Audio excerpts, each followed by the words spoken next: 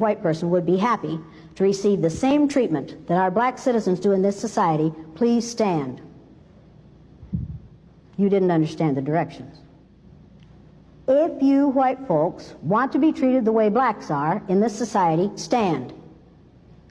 Nobody's standing here. That says very plainly that you know what's happening. You know you don't want it for you. I want to know why you're so willing to accept it or to allow it to happen for others. They always say we're doing everything, right? We don't read it every time the white people come down the block. We don't push them out their neighborhood and throw rocks and start hitting them. We don't bother the white people around our neighborhood, but when we get in a white neighborhood, they just push us out. Yeah. Everybody with us, they say we're nothing, you know, we're a piece of dirt, dogs. I mean, that's the way you treat an animal. I mean, God, we're human beings. You don't treat other people like that. It's just wrong. Black, white, I don't care. A person is a person. Skin should have no bearing on how you treat a person. That's just wrong. I hate their goddamn guts. You don't hate them. I can't say that I hate them. I can't say that it's totally the kids' fault. I mean, I'm sure their parents had some bearing on the way they feel and everything else. I think it's just the system. I don't know. I can't say that I hate them because I don't hate anybody. Do you forgive them? No. No. Can't take back no hurt. But they gonna always do that. They always spit on us like we some dogs. They always gonna spit back on them. Ain't nothing gonna change.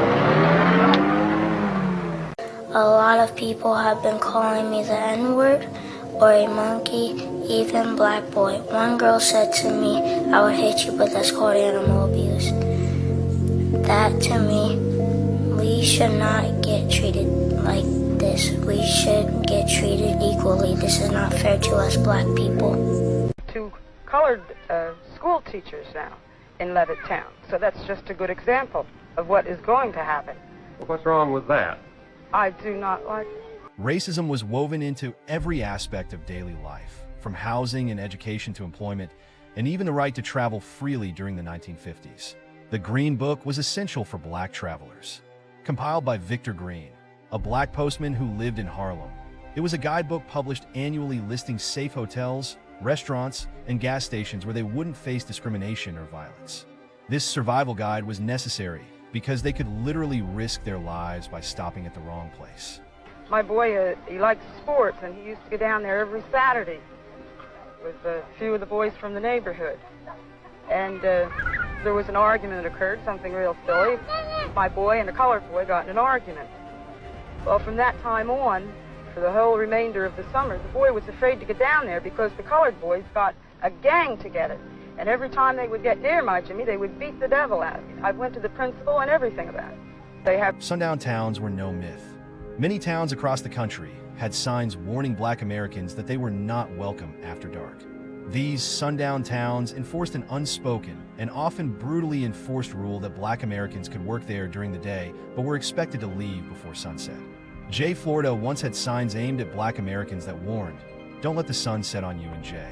Colored children in the school my son attended last year for the first time, and he often came home and said there had been trouble between them during the day at school.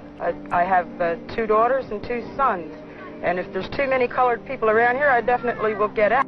Got a book called 100 Years of Lynching, written by white men, taking black women who was 4 months pregnant. They took us for years and hung us up with the feet and stuck a dagger in the stomach and ripped it and pulled the unborn baby out just to put fear in other slaves. They tied up black people to horses, and 2 horses, and pulled his arms out and pulled his legs out. Lemonade trains with white children and white people of America used to come and watch them tie up 10 or 15 black men and pour gasoline on them and burn them, watch them burn alive. They took us and hung us up with trees and shot us with bullets. They took and cut a hand off and gave it to the little boy, and they took the leg off. And this is worse than the devil. All right, but... see, the devil, the preacher in the church taught us that the devil was up under the ground. Right. And he'll wait till he died before he burn us up. This white devil in America was worse because he burned us while we was alive. As I look back, I see not being able to go in stores and buy different things that I wanted to buy without a certain look, as if to say, why do you need that, or why do you think you can buy that? And I remember standing in line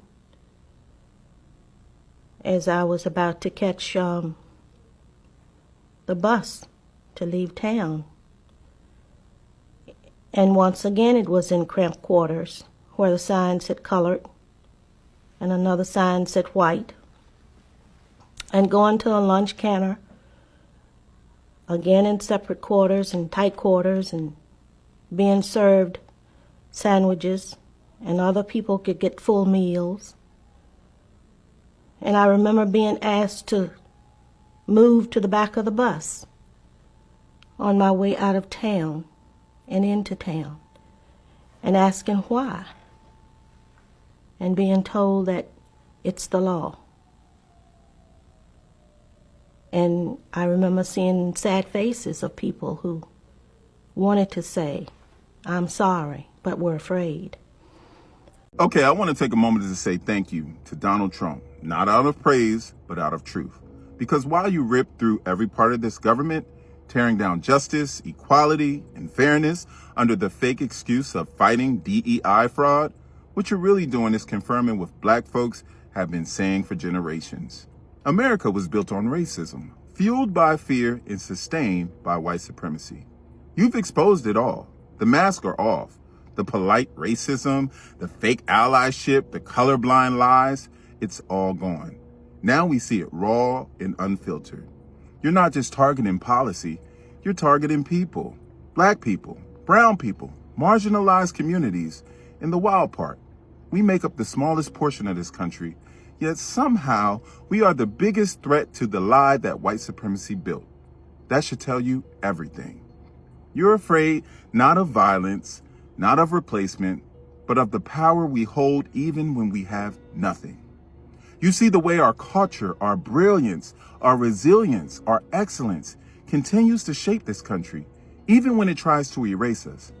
Donald Trump is just the loudest version of a system that's always been in place. He is the living, breathing proof that this country was never designed with us in mind. And yet, we continue to define it. So thank you, Donald, for exposing what so many tried to deny, for showing the world that the fear of black greatness is real, for proving that racism isn't in our imagination, it's in the fabric of this nation. And to my people, we don't have to fight to prove our worth. He's doing that for us. All we have to do is stand firm, stay awake, and know that the truth is finally louder than the lie. We are not broken. We are not the problem. We are the evidence of the power that this country can contain. Let that truth ring louder than its hate. What's your response when people say that you're saying the country's racist and that this is a central part and making them, the kids, feel bad about it? Are you saying parents are wrong? Yes. I think that I don't know how one can argue we were not founded as a racist country. I believe that we were. I believe that the record is clear. If you're founded as a country where black people, because they are black, don't have rights, don't have freedom, if you have a Supreme Court that's dominated by enslavers, 10 of the first 12 presidents dominated by enslavers, our founding fathers dominated by enslavers, if you have these things, the father of the Constitution was an enslaver. The drafter of the Declaration was an enslaver of the Bill of Rights. So to argue that people who were explicitly white supremacists in their writings, I mean, the notes on the state of Virginia says black people are inferior as a race. That is a racist foundation. This is just a factual rendering to me. Now, does that mean that most white Americans are racist? The project doesn't argue that. Black people have been demonstrating and going on for I don't know how long. And, we've been getting our heads beat and whatnot. We knew what was going to happen when those folks went down there because we have seen the pigs on the scene. We know what he's like. We know what he's capable of. Just being a damn pig, oinking and beating and walking the streets. I'm sick of these damn pigs walking our streets. And so everybody gets uptight when a few hunkies get their heads beat. What did they do when we was getting our heads beat? So I don't even want to deal with why they got their heads beat, no damn Walker reporting up, whatever else that's going on. I just want to deal with black and black liberation. My theme is picking up my damn gun, and I'm a mother. Have my baby in one hand, my gun in the other, and walking up to some hunky, all hunkies, saying, I'm here, motherfucker, to get what's mine. We told you in this nation, it's a lot of racism, and it's going to visit your doorstep. And have y'all noticed the moment that we stepped back and said, hey, we're not dealing with it no more. Y'all on your own in this country, everybody starts suffering. And I'm going to tell you this, God been waiting on us to step back so people could really see what we were talking about. Even the folks are dealing with the problems. They're dealing with it too. And the best thing we have ever done was delineate and step back and chill our nerves and just watch the show. That's the best thing black folks ever did. We don't have the stress that these other people have, believe it or not. We don't. People asking, what black people at? In our house. We watching. We watching. We came out for George Floyd. You came out not because some of you maybe came out because you thought it was horrific, and it was horrific. The whole world thought it was horrific. But let's think about it. Laws against Black American people that you did not know existed. Let's talk about the infamous Jim Crow laws. Jim Crow wasn't just about separate but equal. It was legalized anti-black violence designed to undo black freedom after slavery ended. After the Civil War, black people were rising, owning land, voting, and getting educated. That scared white power structures, so they struck back. Jim Crow laws stripped us of our rights. Black schools got pennies while white schools got funding. Voting was blocked with poll taxes, fake literacy tests, and grandfather clauses. If you stood up, you would be jailed, beaten, or lynched with no trial and no justice. What they won't tell you is that the police enforced it, the courts protected it, and white mobs carried it out. Black veterans came home from war and were lynched in their uniform because how dare they believe that they were equal. Jim Crow wasn't just a Southern thing. It happened in the North too. It was built to break us, and yet we survived. Martin Luther King, right before he got assassinated, 3 months before that, you know what he said to the country? He said, I got to admit, he said, I think I made a big mistake. Yeah. He said, I think I've led black folk into a burning building. Burning building, yeah. You remember that? Yeah. And because he says, he said, you cannot have social integration unless you have economic integration. Mm-hmm. And you cannot have economic integration unless you do what? Unless you redistribute some of these resources into the hands of black folk. And that's when they killed him. Yes, sir. Why is it that there are people in this county, obviously, who are afraid of black people? What is it you are afraid black people are going to do? I mean, that's what I'd like to know. I'm afraid of them coming to Forsyth County. I lived in Atlanta. I was born in Atlanta. And in 1963, the first blacks were bused to West Fulton High School. And I go down there now, and I see my neighborhood and my community, which was a nice community, a nice neighborhood, and now it's nothing but a rat-infested slum area because they don't care. They don't care. Thank you. No, wait, stand up. Wait, stand. You know. Do you mean they, us, the entire black race? The entire black race? Blacks and you have niggers. What's the difference between a black person and a nigger to you? I've talked to black people. Black people, they don't want to come up here. They don't want to cause any trouble. That's a black person. A nigger wants to come up here and cause trouble all the time. My name is Ida Schultz. I'm third generation from slavery. I live in Philadelphia. I received my public school education here. I went to college and graduated in home economics education. Answering President Kennedy's call, I went on into the Peace Corps, serving there for 2 years in the mountain community of Pisac, Cusco, Peru. So many people ask me, why have you become so bitter? You've been given everything that any young American could ask for. Well, the whole thing is, just because I've been given everything, it doesn't mean that I should be satisfied. As a matter of fact, I've become very disgusted knowing that my own black sisters and brothers have not had the same opportunity. I feel as though I've been used again.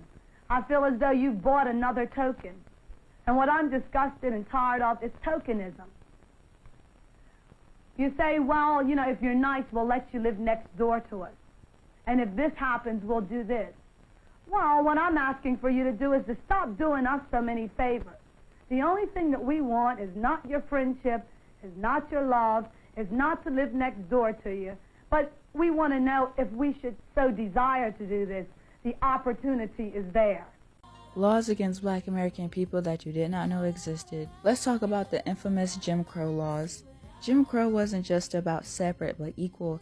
It was legalized anti-Black violence designed to undo Black freedom after slavery ended. After the Civil War, Black people were rising, owning land, voting, and getting educated. That scared white power structures, so they struck back. Jim Crow law stripped us of our rights. Black schools got pennies while white schools got funding. Voting was blocked with poll taxes, fake literacy tests, and grandfather clauses. If you stood up, you would be jailed, beaten, or lynched with no trial and no justice. What they won't tell you is that the police enforced it, the courts protected it, and white mobs carried it out. Black veterans came home from war and were lynched in their uniform because how dare they believe that they were equal. Jim Crow wasn't just a Southern thing. It happened in the North too. It was built to break us, and yet we survived.